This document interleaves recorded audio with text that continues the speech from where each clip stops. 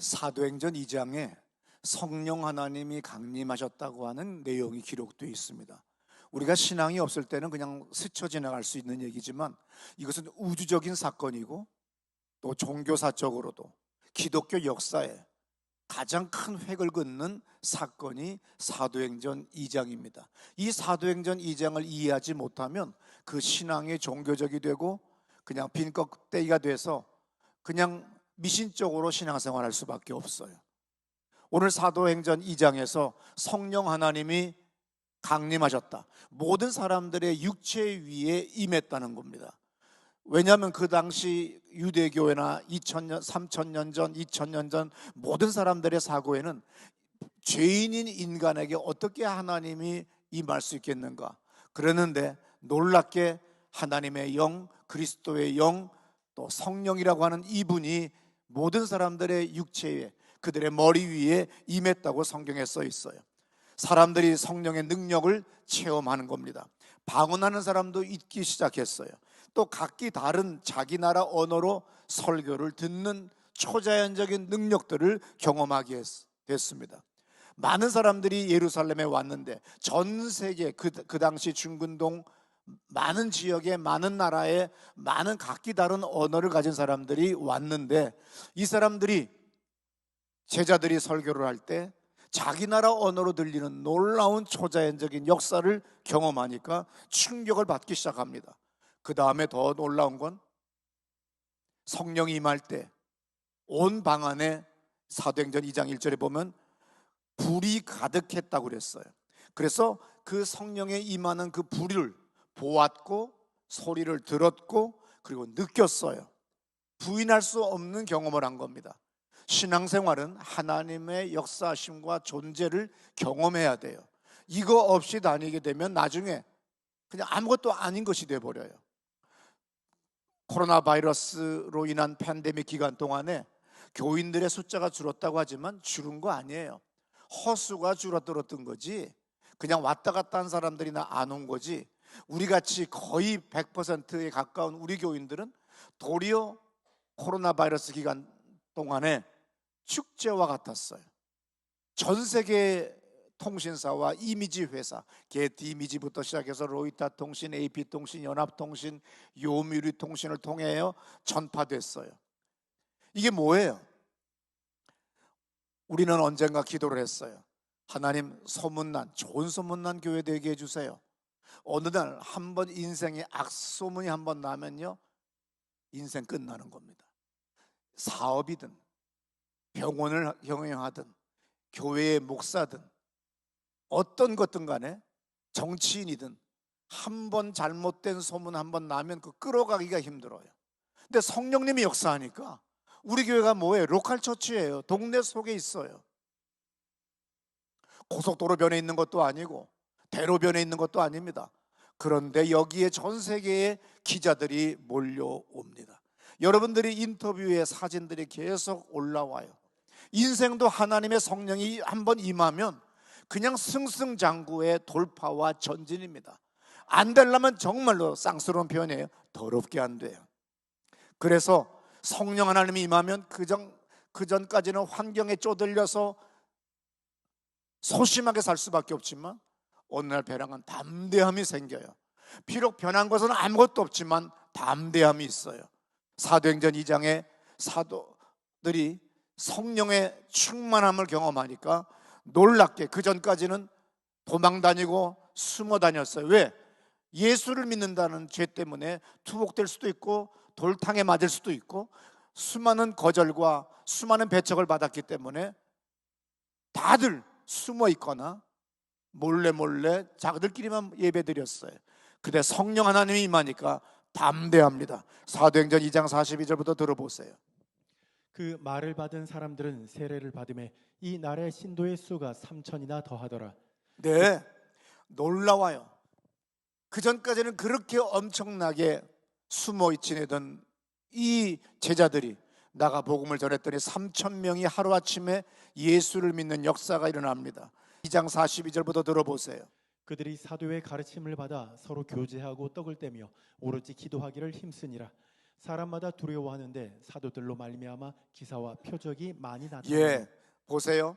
교제만 있는 것이 아니라 43절에 기사와 표적이 일어난다는 거예요. 이것은 아주 중요한 겁니다. 이 초자연적인 능력이 나타나기 때문에 사람들이 그것을 보고 몰려오기 시작했어요. 그리고 사람들의 마음이 넉넉해지고 여유가 있습니다. 그 전까지는 이기적으로 삶을 살다가 나누는 삶을 살아요. 이웃을 보는 삶을 삽니다. 44절부터 들어보세요. 믿는 사람이 다 함께 있어 모든 물건을 서로 통용하고 또 재산과 소유를 팔아 각 사람의 필요를 따라 나누어 주며 날마다 마음을 같이하여 성전을 모이기를 힘쓰고 집에서 떡을 떼며 기쁨과 순전한 마음으로 음식을 먹고 하나님을 찬미하며 또 온 백성에게 칭송을 받으니 주께서 구원받는 사람을 내 날마다 사람들이 완전히 변화가 됐습니다. 32절 보게 되면 믿는 무리가 한 마음과 한 뜻이 되어 모든 물건을 서로 통용하고 자기의 재물을 조금이라도 내 거다 이렇게 하지 않고 그냥 서로가 나누며 살아가니까 33절에 들어보세요. 사도들이 큰 권능으로 주 예수의 부활을 증언하니 무리가 큰 은혜를 받아 그 중에 가난한 사람이 없으니 이는 밭과 집 있는 자는 팔아 급한 것을 그냥 내 재산 누구나 다 애써서 벌었기 때문에 내 돈이 가장 귀합니다. 그래서 사람은 이기적이에요. 그런데 성령이 임하고 큰 은혜를 받고 치유를 받고 귀신에게 눌려 살다가 귀신이 떠나가니까 자유함을 얻어요. 영혼의 자유함을 얻어요. 영적인 세계를 보게 돼요. 먼 미래 사후의 세계까지 볼 수 있는 안목을 갖게 되잖아요. 그러니까 사람들이 여유가 있어지기 시작합니다. 그래서 나만을 위해 사는 것이 아니라 서로가 나누는 삶을 살기 시작하는 겁니다. 그래서 핍절한 사람이 없대요. 그런데 이런 교회에, 사랑이 넘치는 이 교회에 급격한 사태가 발생했어요. 핍박이 오기 시작했습니다. 사도행전 7장에 보니까 스데반 집사가 돌에 맞아 죽었어요. 예수 믿는 죄 때문에, 예수를 증거하는 죄 때문에 유대인들이 분노해가지고 돌을 던져 죽여버립니다. 그래서 사도행전 8장 1절에 보니까 교인들이 흩어졌어요. 사람이나 동물들이 황급히 흩어진다는 뜻으로 영어 성경에는 스캐터라고 하는 단어가 써 있습니다. 그래서 사도행전 8장 3절에 보면 이런 말씀이 있어요. 교회를 잔멸할세. 사울이라는 사람이 나중에 유명한 사도 바울이 됐습니다. 이 사람이 예수를 알기 전에는, 만나기 전에는 교회를 핍박했습니다. 그래서 어떻게 핍박했어요? 아주 그냥 잔멸이라고 그랬어요. 이것이 원어나 영어 성경에 보면 초토화시켰다는 거예요. 교회를 초토화시키도록 아주 그 정도로 잔인하게 교회를 핍박합니다. 이때에도 빌립 집사라는 사람, 일개 집사지만 이 사람도 어디로 도망은 가야 돼요. 예루살렘을 떠나야 돼요. 언제 내가 돌탕에 맞아 죽을지 모르고 언제 내가 죽임을 한밤중에 당할지 몰라요. 그래서 도망을 어디로 갈까? 사마리아 지역으로 갑니다. 왜냐하면 사마리아 지역은 그 1000몇백 년 전에 이미 아시리아라는 나라가 쳐들어와서 이 나라 사람들을 일본 사람들식의 식민 정책을 폈어요. 여기 있는 사람들을 다른 나라로 보내요. 그리고 다른 나라 사람들, 아시리아 사람들이 이쪽으로 정착을 해요. 그러다 보니까 남아있는 사람들이 혼혈이 돼버려요. 그리고 종교는 변질이 되고 타락이 돼버려요. 그래서 이스라엘 사람들은 이 사람들을 더럽다. 그래서 이 사람들을 상관을 안 해요. 사마리아 지역, 우리가 예를 들어서 경상도를 가야 돼요. 근데 경기도나 충청북도가 사마리아라고 합시다. 충청남도가. 그러면 강원도로 빙 돌아가요. 절대로 빨리 갈 수 있어도 이 더러운 땅 여기 가면 내가 온 붙는다. 그리고 내가 재수가 없어진다. 내가 저주를 받을 수가 있지. 이런 타부가 강했어요. 이 타부가 강한 이 사람들은 절대로 사마리아 사람과 같이 말도 하지도 않고 쳐다보지도 않아요. 그리고 만나면 내가 더러워졌다. 그래서 아주 그냥 기분 나쁜 듯이 가는 거예요. 어떻든 간에 빌립 집사는 사마리아로 도망가 버리면 그 지역으로 가면 유대인들이 안 쫓아와요. 타부시하던 그 사마리아 지역으로 도망을 갔습니다. 그렇지만 빌립 집사는 성령 충만한 사람이니까 성령의 감동이 있는 거예요. 전도해야지, 복음을 전해야지.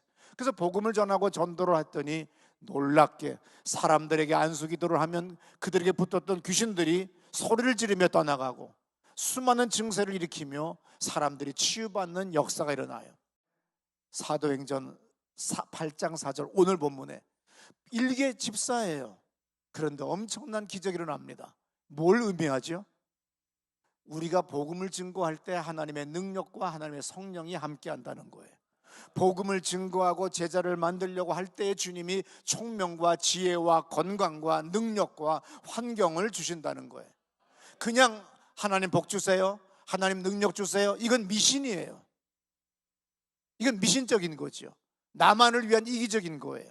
그것이 아니라 내 이웃을 위하여, 인류를 위하여 하나님의 지상 명령을 실천할 때 거기에 필요한 물질과 건강과 총명을 주시는 걸 믿으시기 바랍니다. 빌립 집사가 능력 전도를 행하고 많은 사람들이 전도했다는 소식을 사도들이 들었어요.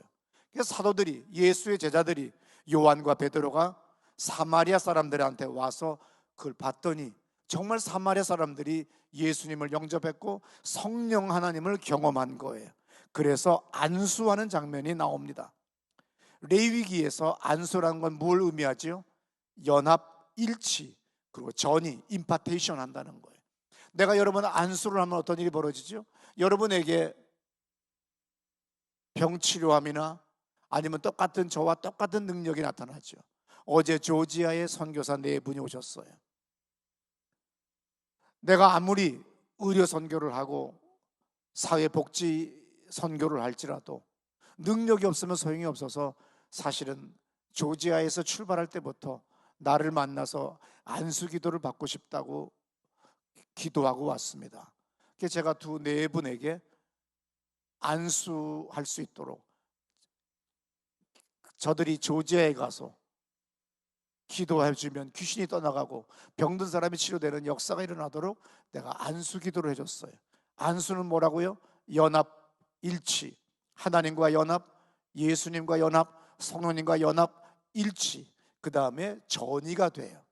주님의 능력은 한 사람이 독점적으로 쓰는 것이 아니라 모두에게 똑같이 나타나는 거죠. 예수님만이 병 고치는 능력이 아니라 예수님은 제자들에게 내 이름으로 가서 병든 사람에게 손을 얹어라 그랬어요. 그러면 똑같은 능력이 나타나기 시작하는 거예요. 그래서 전이, 임파테이션이 된다고 하는 겁니다.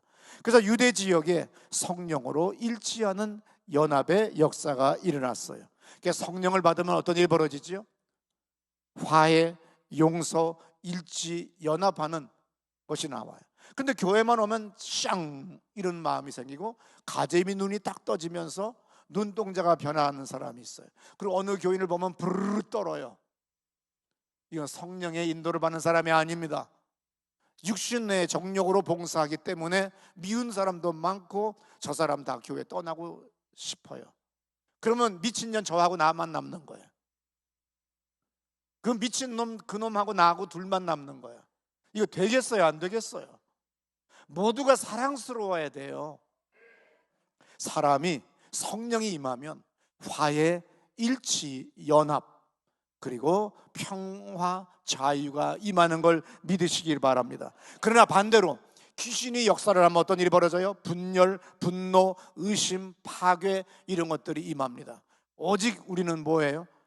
일치, 화해, 연합이 되어야 됩니다. 이 교회에 얄미운 사람 있으면 안 됩니다. 모두가 사랑스럽고 보고 싶어야 돼요. 빌립 집사가 사마리아로 한마디로 도망갔는데 저 사투리를 치면 독 꼈는데 거기서 역사가 일어나요. 이게 하나님의 일입니다. 사도행전 8장 8절 다 같이 크게 읽습니다. 그 성에 큰 기쁨이 있더라. 어느 주석가, 요셉이라고 하는 사람이 쓴 주석에 보면 저 성경 구절을 성이라고 써 있지만 city라고 써 있어요. city, C-I-T-Y, city라는 거예요. 일개 집사가 도시를, 시티를 변화시켰다는 거죠. 얼마나 놀라워요. 계속해서 빌립 집사는 8장 26절에 이런 일을 해요. 주의 사자가 빌립에게 말하여 이르되 일어나서 남쪽으로 향하여 예루살렘에서 가사로 내려가는 길까지 가라 하니 그 길은 광야라. 8장 39절입니다. 둘이 물에서 올라갈새 주의 영이 빌립을 이끌어 간지라. 내시는 기쁘게 길을 가므로 그를 다시 보지 못하니라. 예, 빌립 집사가 이끌려가요. 성령 인도를 받아 어디 가서 전도해라. 누구가 지나간다. 에집트의 국고를 맡은 네시가 지나간다. 그래서 그쪽으로 가라고 해서 그 사람에게 안수해요. 다 끝났더니 성령 하나님이 이 사람을 소위 오늘날 용어로 치면 공간 순간 이동입니다. 이끌어가 버렸어요. 채뜨려 갔어요. 이걸 하르파조라고 하는 단어로 써 있습니다. 초자연적인 공간 이동을 통해서 그야말로 엄청난 초자연적인 능력을 경험하는 삶이 됐어요. 왜? 순종했기 때문에. 지상명령인 복음을 전도했기 때문에 초자연적인 역사가 일어나는 거예요. 여러분은 왜 안 일어납니까? 아무 일도 안 했기 때문이에요. 빌립 집사가 일개 집사지만 이 사람이 뭐 기도를 많이 했다, 가문이 좋았다, 금식 기도를 많이 했다, 아니면 철야 기도를 많이 했다, 이런 게 성경에 있으면 그런 거 있다고 써 있습니다. 그런데 이런 것이 소개되지 않아요.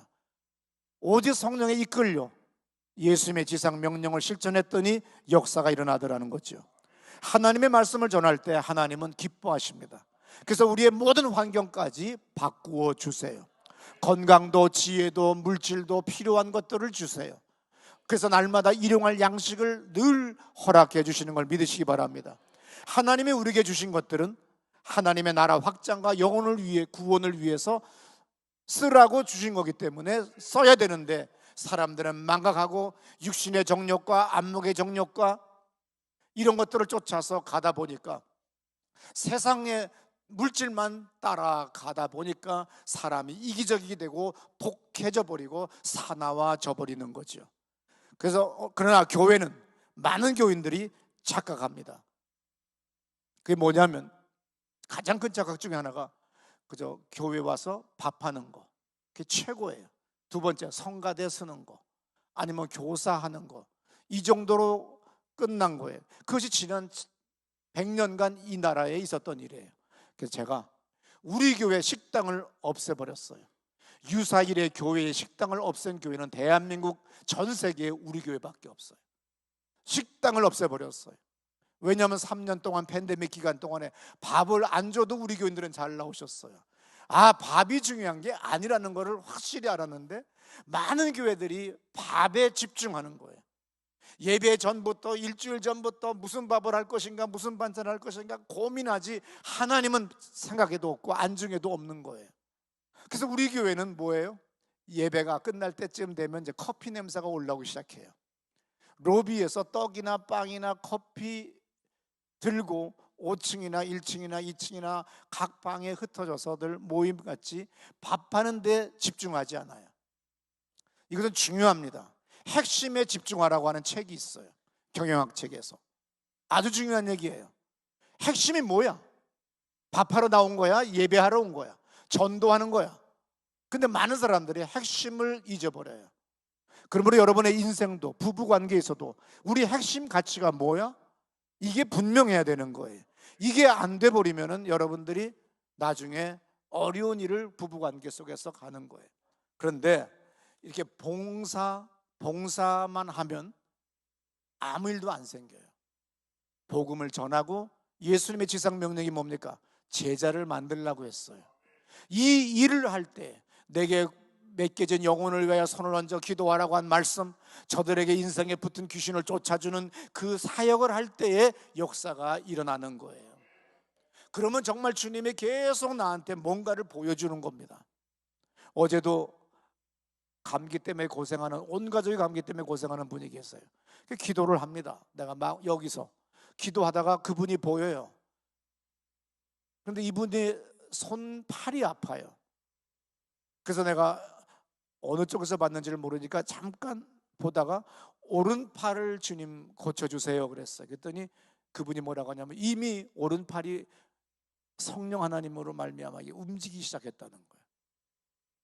그럼 나는 왜 늦게 얘기했느냐 하면, 내가 위에서 봤는지 뒤에서 봤는지 앞에서 봤는지를 모를 때가 있어요. 아픈 건 봤어요. 분명히 그분의 부위를 봤어요. 그래서 내가 오른쪽 왼쪽을 확실하게 하기 위해서, 그분은 저 경기도 용인 쪽에 사시는 분이에요. 미국에 살아도 그분의 아픈 것이 보여요. 그 똑같은 역사가 일어나는 거예요. 이게 뭐예요? 복음 전도, 영혼 구원을 위하여 내가 일을 해야지. 아무것도 안 하고 능력 달라고 하면 아무 일도 없습니다. 아무 일도 안 하면서 돈 달라는 거나 마찬가지예요.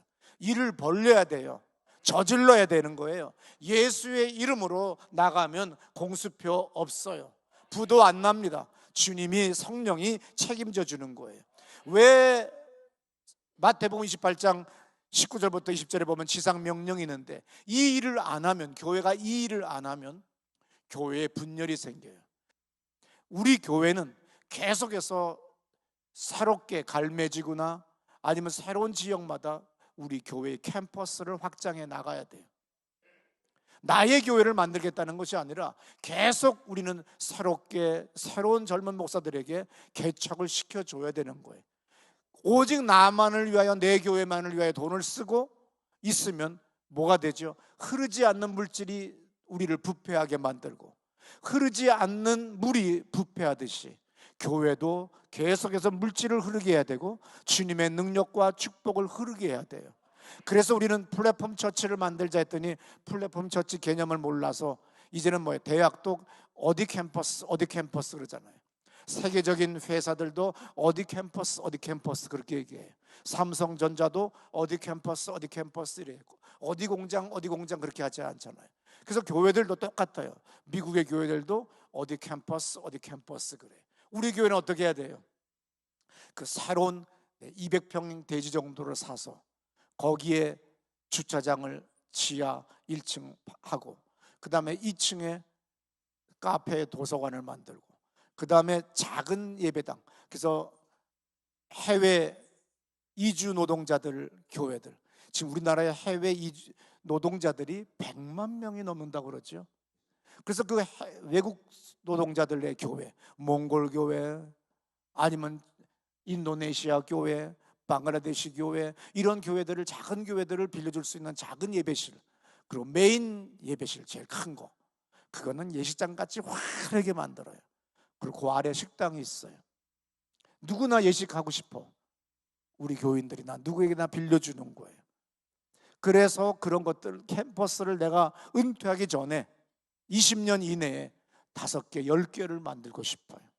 이것이 진정한 교회 확장이에요. 교회는 흩어져야 되는 거예요.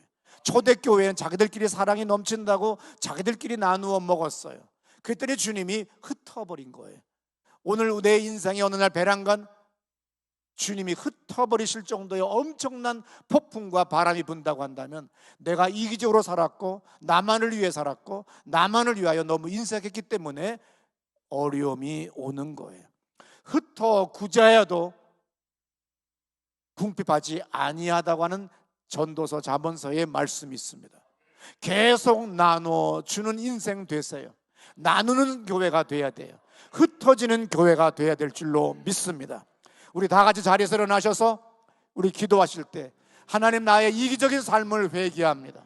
우리 교회만을 위한, 내 목장만을 위한 교구와 목장이 되지 않게 하시고, 만민을 구원하고 만민을 치료하고 만민을 섬기는, 가르치는 그러한 목장과 교구와 교회가 되도록 우리 교회를 축복해 주세요.